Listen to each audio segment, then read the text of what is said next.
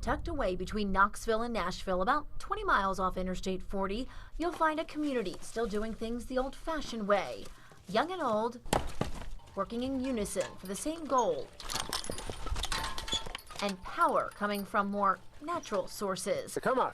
This is Muddy Pond, Tennessee, a picturesque slice of what things used to be like for many, and still are for the Mennonites that call this area home. And all this what you see here, well, out on that hill there was a little old barn sitting there, but everything was grown up in brush and stuff. More than 30 years ago, there were 2 presses here where the entire community came together to make sorghum syrup, or what many call molasses, though there is a difference. Sorghum is not as bitter as blackstrap molasses, and it does come from a different crop. People that come up and they say, oh, sugar cane. No, it's not sugar cane, it's sorghum cane. Because in Tennessee we cannot, we get frost. Right. And cane cannot stand frost. In the 80s, community involvement in sorghum making began to wane, so John Gunther made the decision his family would continue sharing the tradition with generation after generation. I enjoy seeing people come on the farm, out of the cities, the young people. They get a little bit of an idea there's more to the world than just cities. The Gunthers encourage people to come and watch them make sorghum syrup in September and October. And of course, they sell lots of it. John's son Edwin, who still works on the farm, remembers every fall the exact same way.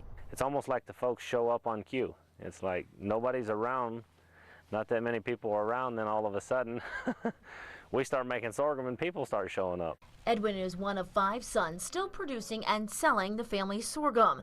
Countless grandchildren, well, they do their part as well. You start as soon as you can hold a knife, and of course we don't depend on the children to stay with it all the time. But a lot of the work is still done by John himself. He turns 70 next week, but he's not slowing down. In fact, he still enjoys stripping the cane, harvesting it, and using this press to squeeze out the precious, almost neon green juice that cooks down to make sorghum. The weather has a lot to do how the quality is. And John says so does the cooking process, which is why they have this special steam-driven, almost maze-like looking cooker. They weren't cooking the day we stopped by, but there are countless photos and even demonstrations where you can see how this cane becomes this syrup. For decades, this was the only way that the sorghum was actually pressed and made into sorghum syrup. But to keep up with the supply for their store that you see here behind me, things have changed a bit over the years.